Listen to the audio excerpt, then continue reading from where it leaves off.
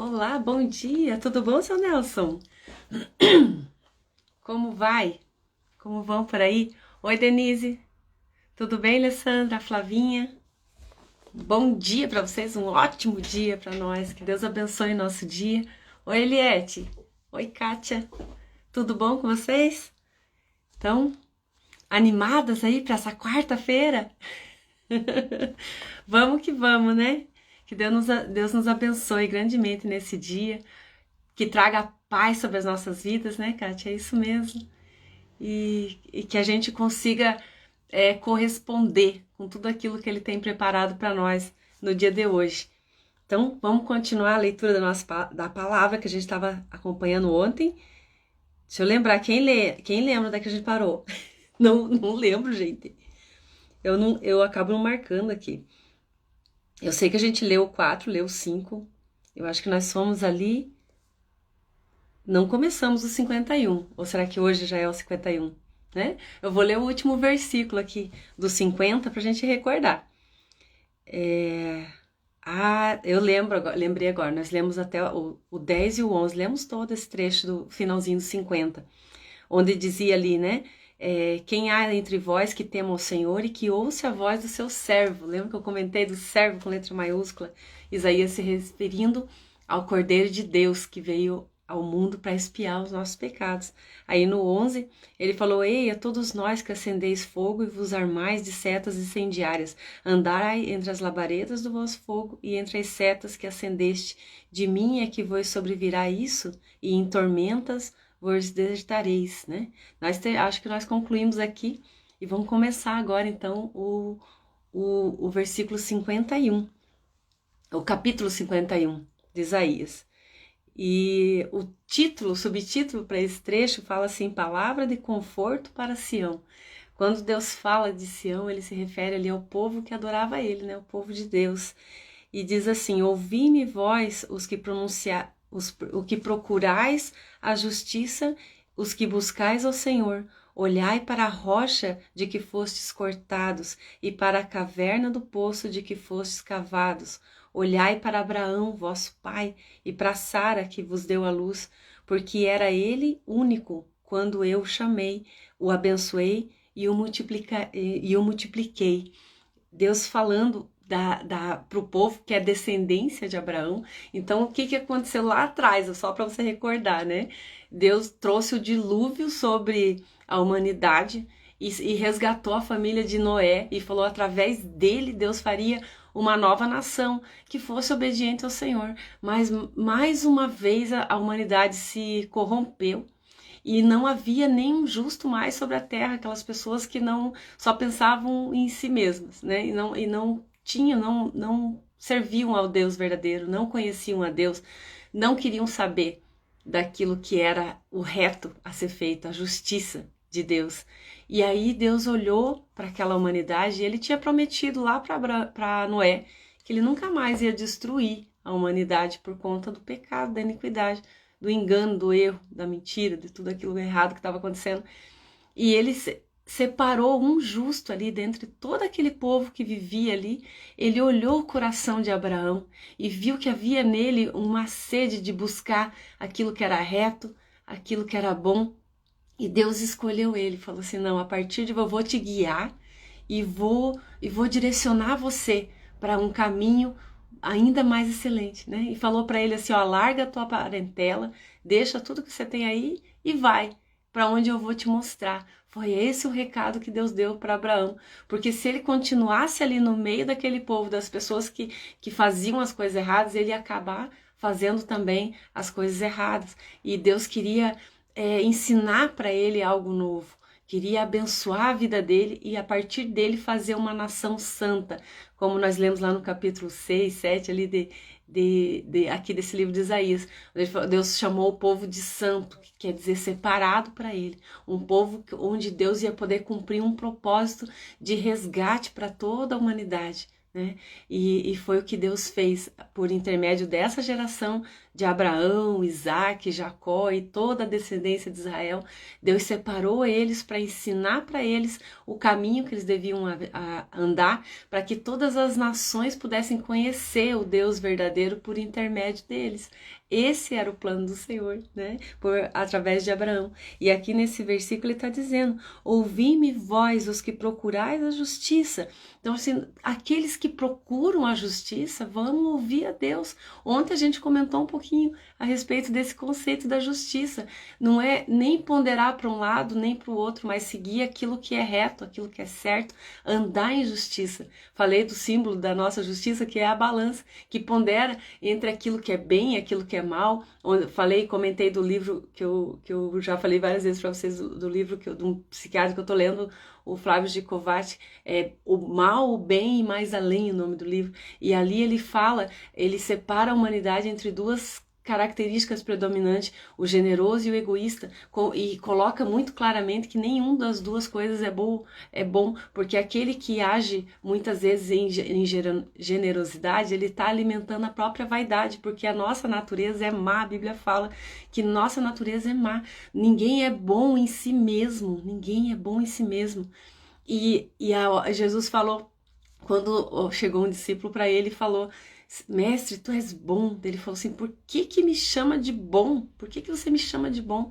Bom é o Pai que está no céu.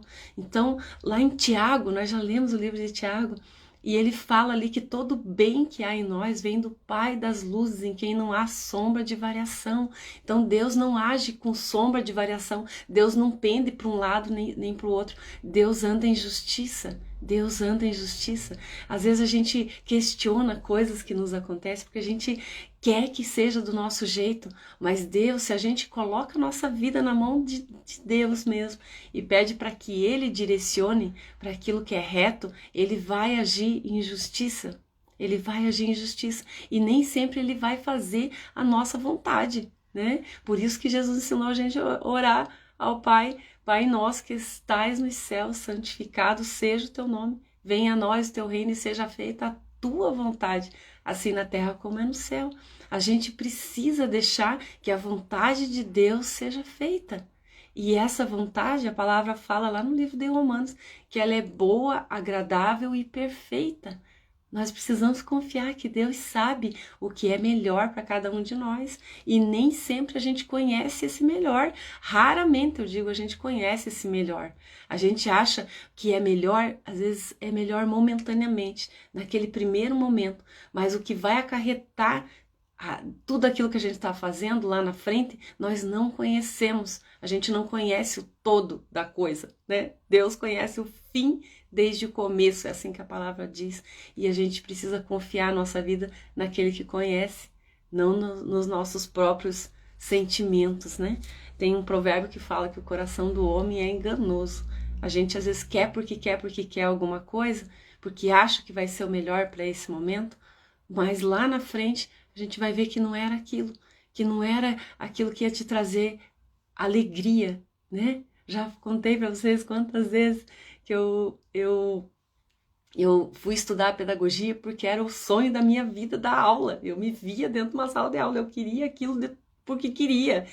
E quando eu entrei quando a primeira oportunidade que eu tive de entrar numa escola, de lecionar, de cumprir esse sonho, eu larguei um trabalho que eu tinha, que era excelente, era o meu sustento aquele trabalho, não tinha outra coisa. E eu pedi a conta na mesma hora, assim, e fui para a escola, ganhando metade do valor do salário que eu tinha, menos da metade. E porque eu queria, porque queria, né? Fiquei lá 3 meses. Eu comecei a entrar num estado, assim, de depressão, assim, que comecei a ficar doente mesmo, porque aquilo que era um sonho para mim se tornou um pesadelo, porque eu não tinha condições psicológicas de assumir um compromisso daquele tamanho. Uma sala com 30 alunos com idades diferentes, porque eu peguei uma turma de integral, aquela intermediária, né? As crianças estudavam de manhã e daí ficavam comigo no período da tarde, isso de várias séries juntos. Então era um desafio muito grande, muito maior do que eu podia. Eu não tinha experiência, né? E eu não tinha autoridade em sala de aula por conta da insegurança, que a segurança ela vem pela experiência. Quanto mais experiência você tem, mais seguro você fica naquilo que você está fazendo. E eu não tinha segurança nenhuma. Então, e as crianças, elas sentem isso, elas sentem quando você está inseguro, elas sentem quando você não tem o controle sobre aquilo, e aí elas passam a ter o controle. É muito natural. E a minha sala era uma baderna, era criança subindo nas carteiras, vocês não têm noção o que era aquilo. Até os outros professores vinham na minha sala chamar a atenção dos meus alunos. Então, eu não dava para aquela coisa, não tinha condição. Talvez, se eu levasse aquilo numa prática durante anos, se eu suportasse, talvez até ia fazer, ia conseguir. E aí, por outro lado, eu fazia estágio na educação especial e eu amei tudo aquilo, né? Eu fiz estágio com adultos, alfabetização de adultos, gostei demais também de tudo isso. Então, era a minha característica e eu fazia aula de reforço. Quando eu fui para aula de reforço, aí era tranquilo, porque era 5 crianças. E porque a minha característica, eu gosto de dar atenção plena, assim, para 2, 3, 4, 5, 6, até 8, ainda vai. Mas eu não conseguia dar atenção para 30 ao mesmo tempo. E eu não conseguia fazer as coisas de qualquer forma ali, porque eu não tinha... o meu jeito era aquele, eu não conseguia fazer de outra forma. Eu não nasci para fazer aquilo ali, né? E, enquanto eu estava cuidando de 3 alunos, os outros 27 estavam lá fora. Era mais ou menos assim. Então não tinha condições, não tinha condições. E tentei vários estágios da educação. Fui para educação infantil, as crianças de 3 anos mandavam em mim, né? Então eu chorava. Então não tinha jeito, não tinha jeito. Falei, meu Deus, eu tô no lugar errado, eu tô fazendo a coisa errada. Era o meu sonho e virou um pesadelo, porque eu não nasci para fazer isso. Então quantas vezes a gente se depara com situações assim? E aí eu pedi a conta daquela escola, fiquei numa situação financeira assim, lastimável, né? Porque eu mesmo cavei tudo aquilo, porque eu quis fazer a minha vontade. Então, se eu tivesse buscado no Senhor, né? E Ele ia me direcionar de forma tranquila, eu ia fazer as coisas de forma mais tranquila, não precisava sair lá do meu emprego naquele momento, né? E, enfim, a gente dá umas cabeçadas na vida e é assim por conta que a gente quer fazer a nossa vontade. E porque a gente acha que vai ser o melhor para nós, mas nem sempre é aquilo, não é. Não adianta você ficar insistindo, você vai ficar doente porque não é aquilo. Você não nasceu para fazer aquilo. Aí o que é natural para muitos, que eu vi as minhas colegas, assim, aquela coisa tranquila, suave, elas não se cansavam. Eu saía da escola acabada, porque eu estava fazendo um esforço sobre-humano, era além daquilo que eram as minhas condições. E aí eu amo ensinar, eu gosto, esse momento aqui para mim é uma realização eu poder falar da palavra, que é outra coisa que eu amo e estudar, e eu gosto de ler, eu gosto de buscar em oração. Eu não digo nem estudar, porque eu não estudo da forma como eu gostaria, não consigo ainda ter esse tempo para fazer isso, mas eu busco no Senhor o entendimento daquilo que Ele quer que eu entenda, porque nem tudo a gente vai entender, que Deus vai abrindo o nosso entendimento à medida que a gente precisa daquilo, né? Nós não vamos conhecer a Bíblia inteira e saber a profundidade de todas as coisas que estão aqui. Eu estou lendo ali o livro do Apocalipse, né? Comecei do 1 de novo, fui lendo e, nossa, a gente não entende aquilo lá, não tem como entender, é muita metáfora, é muita coisa assim que tem que conhecer muito da história do passado, do presente, do futuro e assim e entendendo o que Deus quer em cada tempo. E tem muitas pessoas que se dedicam ao estudo do livro do Apocalipse. Tem uma ciência que trata só disso, que é a escatologia. Então Deus vai abrir o entendimento para aqueles que estão aptos para isso. Então tem coisas que não é para nós, não é para nós, não é para mim, né, nesse momento. Aí Deus vai abrindo o entendimento na medida daquilo que cabe para nós no dia de hoje. É o pão nosso de cada dia, dá-nos hoje, o Senhor disse, né? Para a gente orar assim, o pão nosso de cada dia, dá-nos hoje. Não é só o alimento físico para o nosso corpo, mas o alimento também para o nosso espírito, aquilo que vai nos alimentar no dia de hoje, aquilo que vai nos sustentar no dia de hoje. A gente precisa buscar isso, Senhor. Qual que é o meu alimento para o dia de hoje? Não ficar preocupado lá na frente com o futuro, que isso gera só ansiedade. Não ficar preso nas coisas do passado, porque isso gera depressão. É viver o nosso presente, né? Jesus falou em algum momento lá, cabe a cada dia o seu mal. A gente precisa deixar que Deus cuide de nós e que Ele nos dê a direcionamento para o nosso dia de hoje. Viver o melhor dia da nossa vida, que é o dia de hoje, onde as oportunidades estão aqui diante de nós. Nós estamos começando o dia e temos várias horas ainda nesse dia. E as escolhas são nossas, a gente escolhe como que a gente quer viver essas horas. Ó, a Ana falando ali, tá de aniversário. Ô, Ana, parabéns, que Deus abençoe você grandemente. Que lindo. Hoje é 6 ou 5? 6, né? 6 de julho, ó, que data linda. Muito bom, parabéns mesmo. Então, que Deus nos direcione nessa fase da nossa vida, nesse dia de hoje, naquilo que a gente tem que fazer, nessas horas, como que a gente preenche, Senhor? Como que eu preencho essas minhas horas de hoje da melhor forma? Como que eu preencho o meu próximo ano, né, Ana? Como que o Senhor escolhe para que eu viva? Como que é a melhor forma de eu viver essa idade que eu estou entrando agora? Como que é? Qual que é a melhor escolha que eu posso fazer no momento de hoje? E agradece o Senhor por todos os anos que você já viveu, porque cada ano vai formando a gente, cada ano vai deixando, vai tornando a gente melhor. Cada oportunidade que Deus nos dá, cada ano de vida é uma oportunidade que Deus nos dá para a gente ser ainda melhor. Que a gente busque essa justiça. Olha que profundidade que há nesse primeiro versículo que a gente leu ali do Isaías 51. Ouvi vós, os que procurais a justiça. Ouve, você que procura fazer aquilo que é reto. É esses que vão ouvir a voz do Senhor.